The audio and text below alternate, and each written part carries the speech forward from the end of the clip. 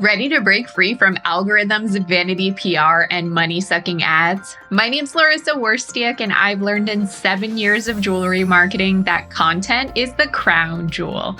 My agency, Joya, takes a holistic approach, leading with laser-focused storytelling, impactful content creation, and strategic content distribution.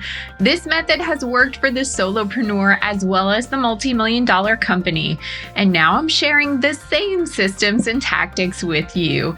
Here's to standing out in the sea of sparkle. In episode 256 today, we're diving into one of my favorite subjects, email marketing, with a focus on the Welcome series. So we'll be emphasizing the importance of constantly exploring fresh marketing strategies and being open to innovative ideas tailored for your business. Just as science and medicine rely on experiments for progress, your business too needs to test out theories if you're hoping to unearth new possibilities.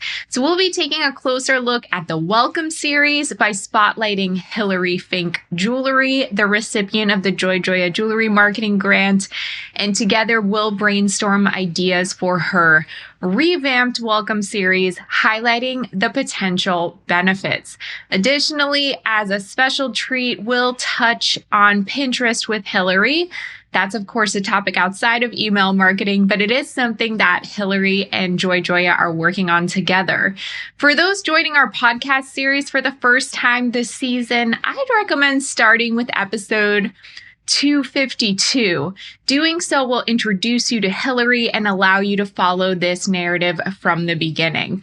Before jumping into my chat and interview with Hilary, I'll share some insights to help you build out your own email marketing Welcome series. So let's dive into the world of making your customers feel seen, heard, and welcomed into your brand. But before we get to the solid gold, I'd like to take a moment to remind you that this podcast has both audio and video, so you can either listen on your favorite podcast platform or watch on YouTube by searching Joya. You can support the podcast for free by taking the time not only to subscribe, but also to leave a rating and review on Apple Podcasts. Okay, let's get into today's episode, my sparklers. So this one is all about the email marketing Welcome series. And though I've mentioned this on the podcast at some point before, I'd love to redefine the Welcome series for you just to make sure that we're all on the same page here. So what exactly is a Welcome series? So for a jewelry brand, or really any business that engages in email marketing, a Welcome series is a curated set of emails aimed at introducing new subscribers to the brand's ethos, craftsmanship, and unique offerings. So basically, immediately after someone signs up for email, they're greeted with an initial email message that warmly thanks them for their interest. Sometimes it offers an introductory discount code or other promo, and it just kind of sets the expectation for the email marketing to come. So then subsequent emails would do things like share a brief history of the brand, a personal note from the founder, the designer, setting the tone for the relationship. They can also spotlight best-selling pieces, share the story behind signature designs, or even provide a sneak peek into the craftsmanship process. This is a perfect opportunity to educate the subscriber about brand values, be it like sustainable sourcing, the hand craftsmanship, unique materials. Additionally, this Welcome series can really remind customers about that welcome discount. You can sprinkle in other special offers or exclusive previews, and that Welcome series should really entice the new subscriber to make their first purchase on like an accelerated timeline. But at the same time, it's not just about sales. It's about trying to create a bond with this person who has given you their email address, which is no small exchange. And then by the end of the series, the subscriber should really feel a deep connection to the brand, understanding not just what the brand sells, but also why they do what they do. So this journey that's crafted through the Welcome series not only sets the stage for a lasting relationship, but in a perfect world, it turns your subscribers into your loyal brand advocates. So now that you know what a Welcome series is, why is it so important for you to have one? Why am I just going to be harping on this? Well, first, let's look at the numbers. So according to Klaviyo benchmarks, the average open rate for Welcome email flows is 55.61%. It's pretty close to the average open rate for regular campaigns, but here is the amazing part. The click-through rate on average for Welcome emails is much, much higher than it is for regular campaigns. So we're talking 6.52% for Welcome emails versus 1.5% for campaigns. The conversion rate is also way higher for Welcome emails. So we're talking 2.38% for Welcome emails and 0.10% for campaigns. Now, of course, that's Klaviyo reporting on their data, but I have definitely seen this myself looking at data for my clients' campaigns. Welcome emails always across the board perform better. And why is that? Well, I mean, you can even think to your own behavior with email marketing. When you sign up for a brand's email newsletter, usually you're trained to expect that initial email from a brand, whether you're like looking for a discount or you're just looking for some guidance. You're kind of excited to see what's inside rather than with a normal email campaign that just randomly lands in your inbox. You are not primed to look for it, so you're not expecting it. So just from the data point of view, that's why it's so important to have the Welcome series. You're really missing out on opportunities if you don't have those emails in place. Also, as we know in business, as in life, first impressions really matter. And that Welcome series is often the first structured interaction that a subscriber will have with your brand. So if you have that well-crafted series, you can really leave a positive, lasting impression and then set the tone for future communications. It also encourages immediate engagement. I kind of just touched upon this, but I want to emphasize it. If you're offering an exclusive discount, promotion, some kind of freebie, some kind of value add in that first email, it can potentially encourage your subscribers to make their first purchase sooner, or if not a purchase, they're engaging with your brand more quickly than they would otherwise. And then also, it can really give subscribers a chance to personalize their experience. So based on their interactions with your Welcome series, brands can tailor their future communications to match subscriber preferences.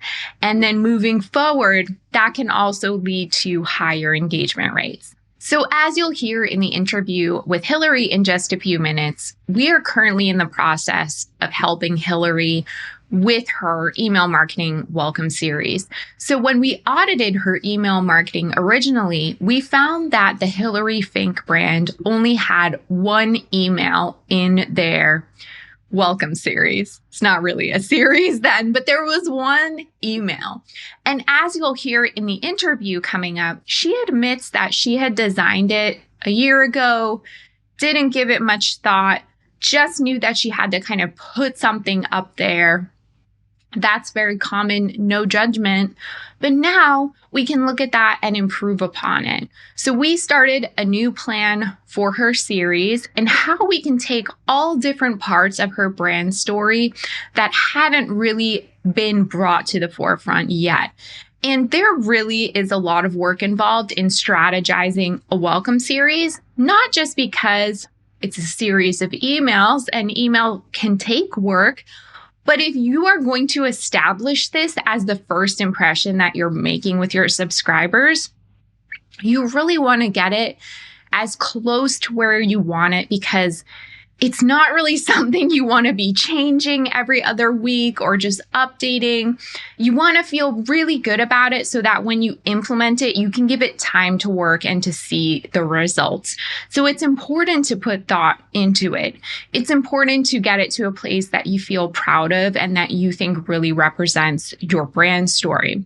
So the welcome flow that we're finishing up for Hilary Fink includes, in the first one, it's just a welcome that warmly introduces subscribers to the brand. It presents her collections, and she does have a welcome discount in that first email. The second one in the series is a letter from Hilary. She even has her signature there, so it feels a little bit more personal. And she also shares her favorites from all her products, which is really nice to see. The third one is more information about how to engage with Hilary if you're interested in designing a custom piece of jewelry. And then the last one invites subscribers who enter the flow to add their birthday for a special treat on their birthday. So that kind of just shows, again, what they're going to expect. It makes them feel valued. It kind of shows the brand ethos, and it encourages them to connect more intimately with the brand.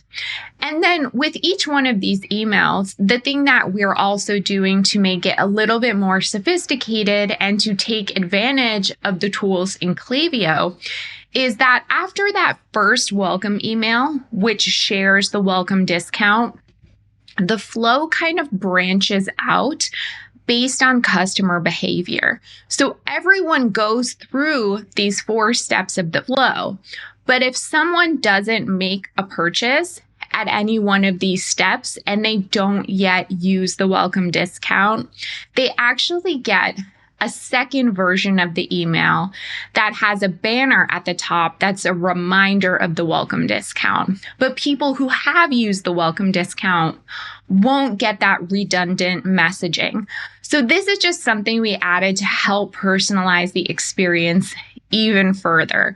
And it also gives us great data about how likely someone is to use that welcome discount. So right now, our goals for Hilary and the new Welcome series is really to build trust with customers, to accelerate those subscribers into first-time buyers, to educate those subscribers, to make them excited and feel special that they're part of the email list, and to get insights into what's resonating with subscribers based on what they're clicking on or not clicking on.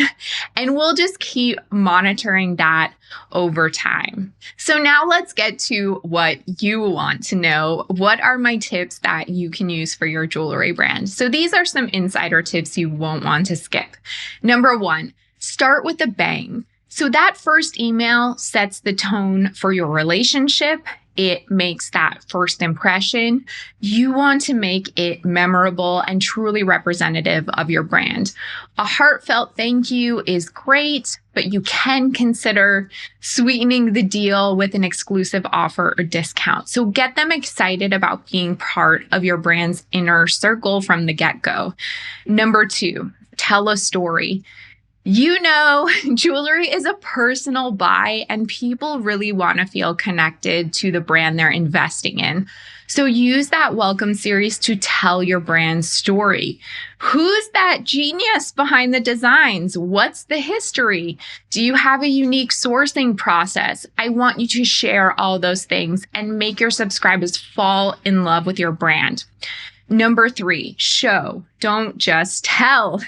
Make sure that your emails aren't too text heavy because the goal is not to have someone sit there and read your email like it's a book. The goal is to have someone be inspired and delighted by the content that you're sharing.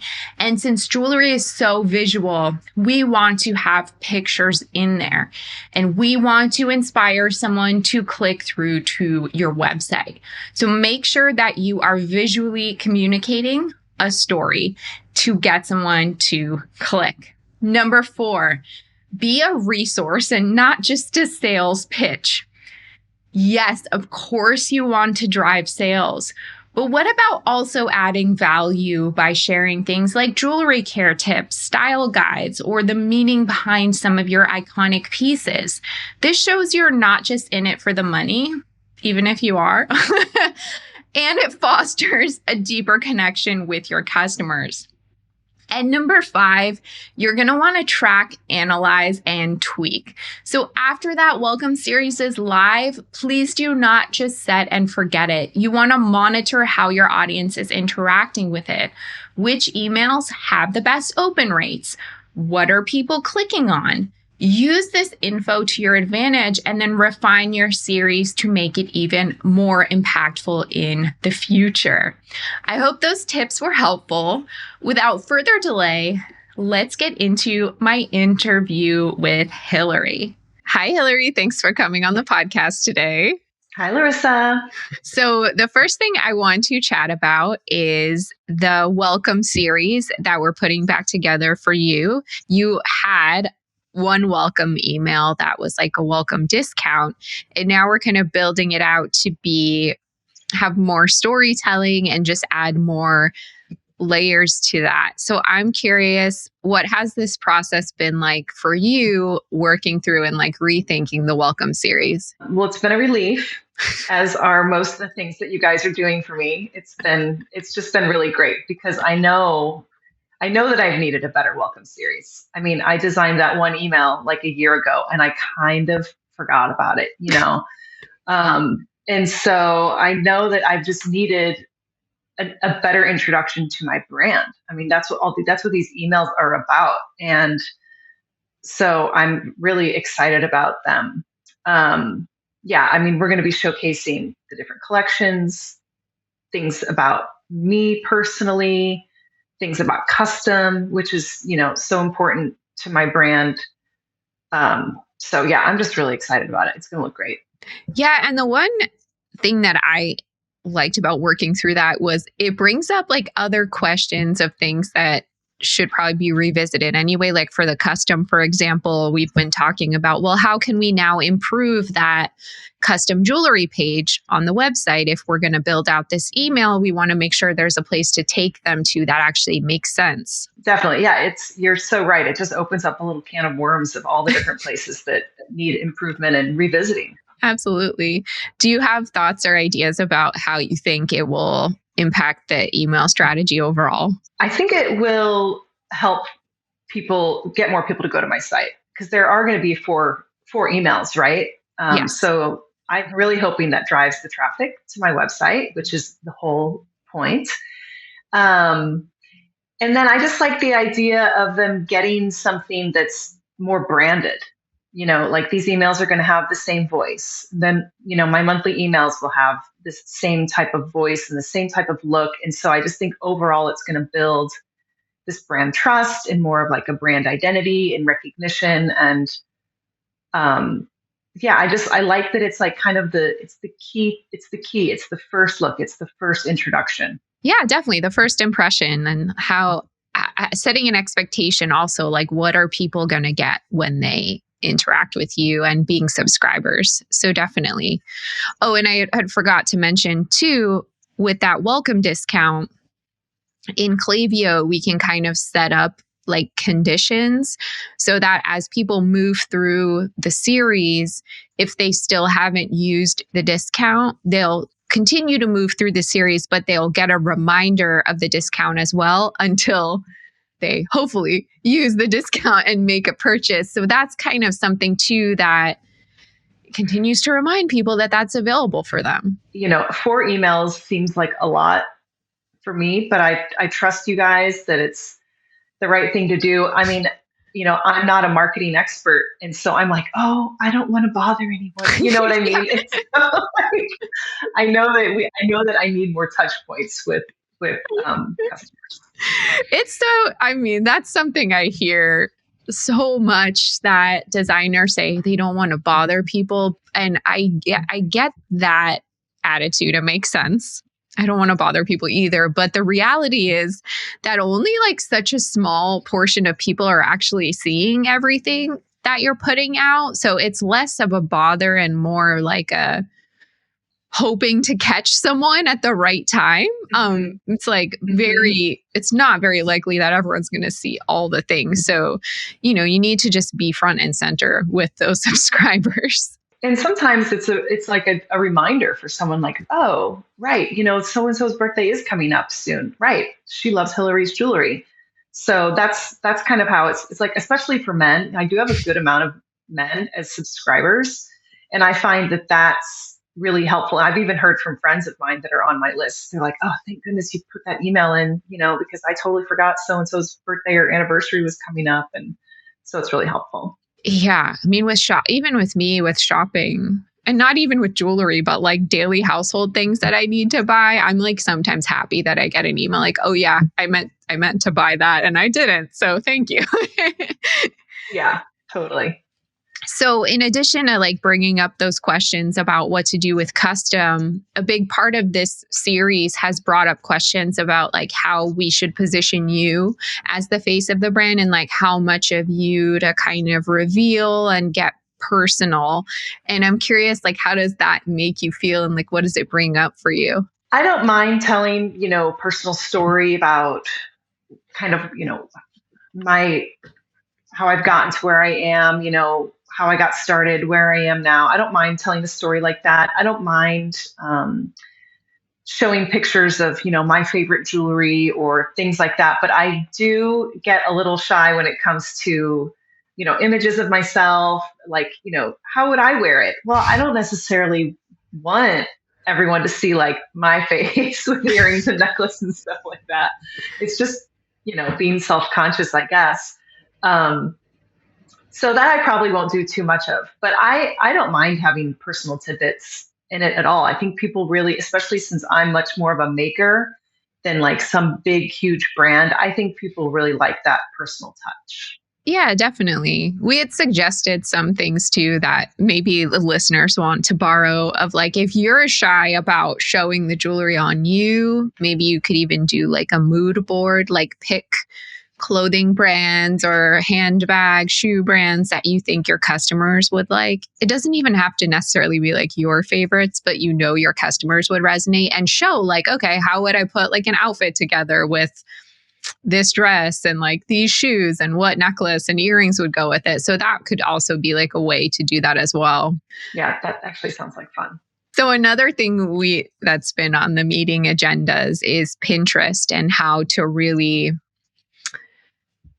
get it started. Really, I mean, no shame, like not criticizing Hilary, but it's just something she hasn't put focus on because she's so focused on Instagram and doing a great job there.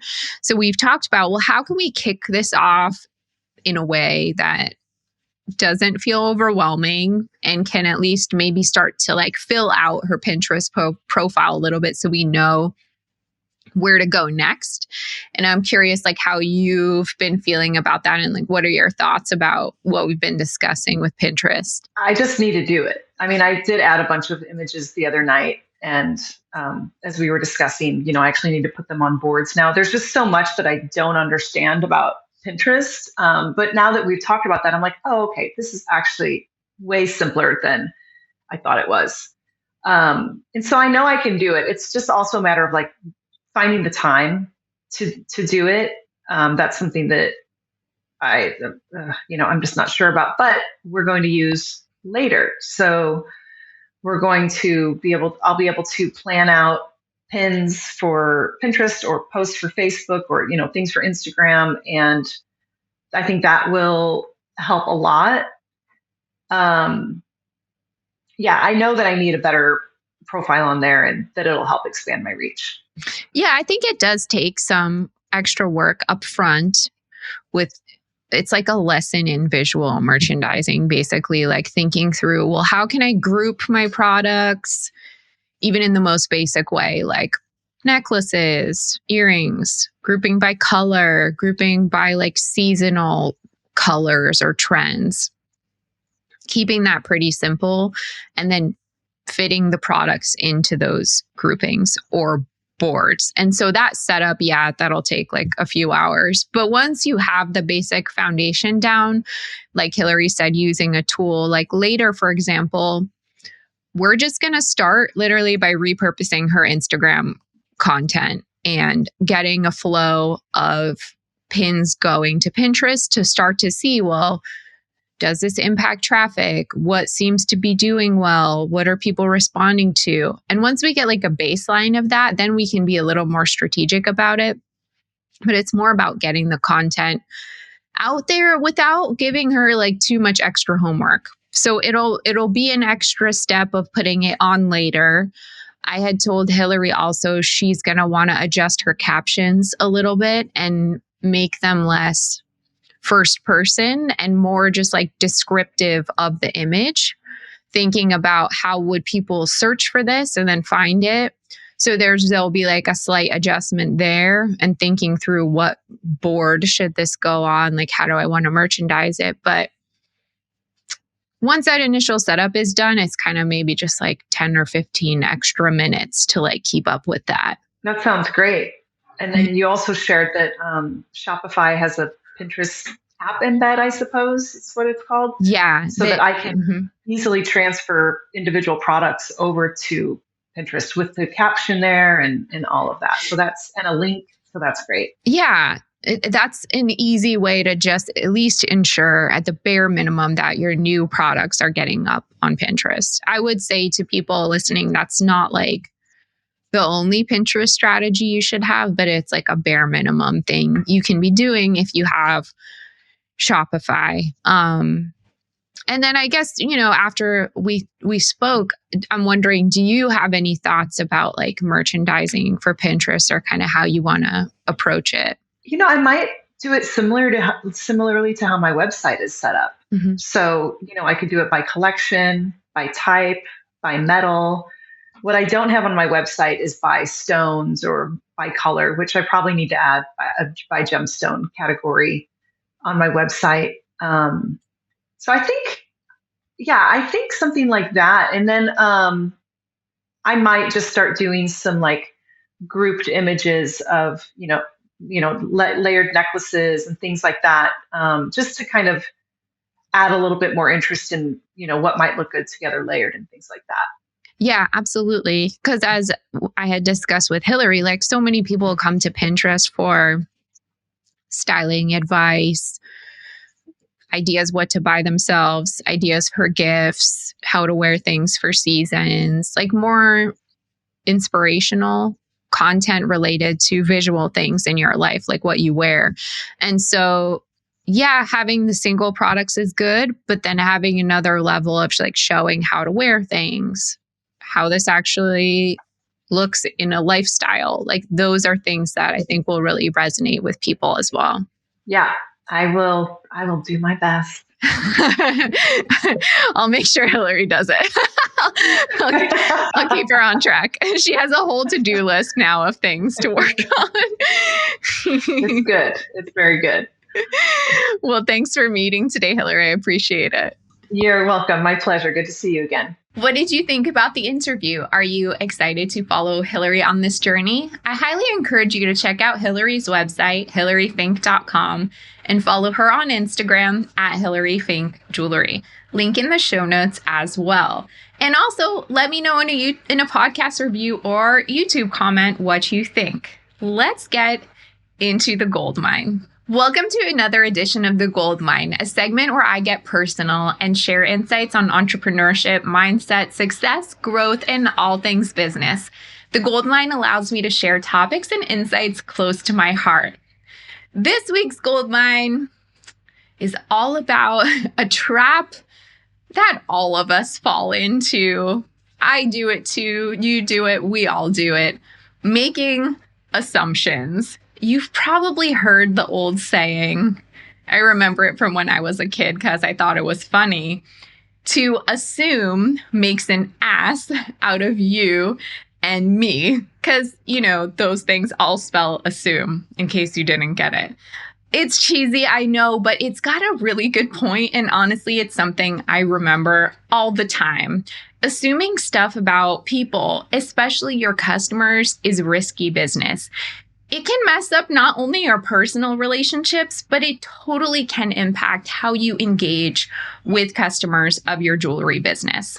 I've seen so many jewelry brands slip up here, so I'm going to break down some very classic assumptions that can lead to mistakes and missed opportunities. The first one is one size fits all marketing.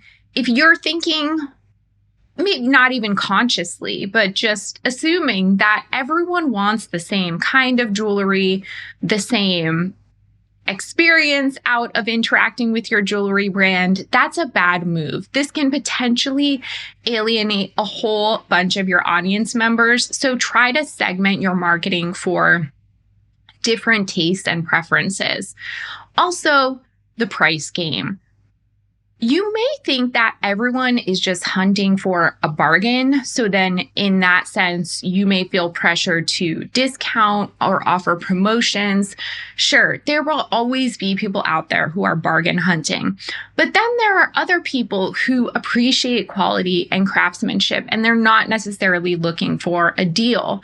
So don't miss out on those customers by focusing solely on the price-conscious customers. Another assumption or mistake would be to think that your customers maybe don't have their own ideas or wishes about your jewelry. So I think some brands have their own creative vision. They're really set in the products that they want to create. And that's important to have that resolve in kind of what you're putting out there in the market. But if you can be open to hearing customer feedback, perhaps opening up custom or personalized options, then you will be in a better position to give customers what they want. Another thing is, don't assume that loyalty is a given.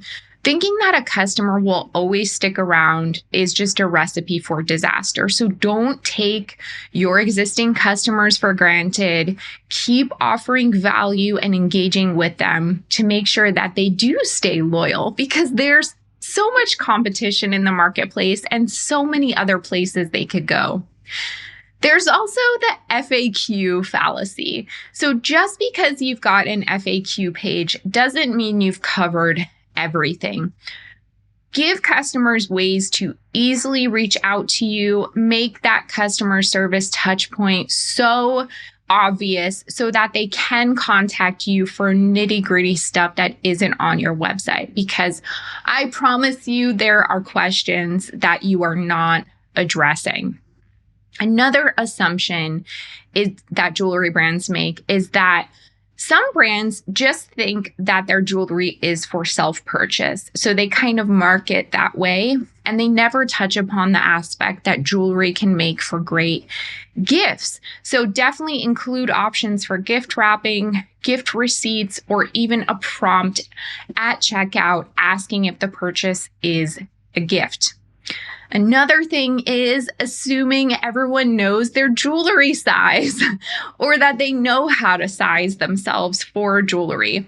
That's really just setting yourself up for customer service headaches and a high rate of returns. So providing size guides or even virtual try-ons to make life easier for your customers is great. And then finally, a common mistake is kind of skipping the small fish, right? So if you're focusing solely on high spenders or frequent buyers, you could potentially be missing out on opportunities to charm those occasional shoppers who can also be very valuable and eventually turn into loyal customers. Are you making any of these mistakes? If so, it's time for a rethink. Sometimes it's better to act like your customer knows nothing and then go the extra mile in communicating. So what else might you be assuming about your customer base? Put yourself in the shoes of a clueless customer and think about their possible questions or confusions. Address those and you'll see how positively people will respond. What did you think? Let me know in an Instagram DM, podcast review, or YouTube comment. Did you have any questions about today's episode? You can always email me, Larissa, that's LARYSSA @joyjoya.com. If you love this podcast, please share it with a friend who'd appreciate it. And don't forget to subscribe as well as leave a review on Apple Podcasts.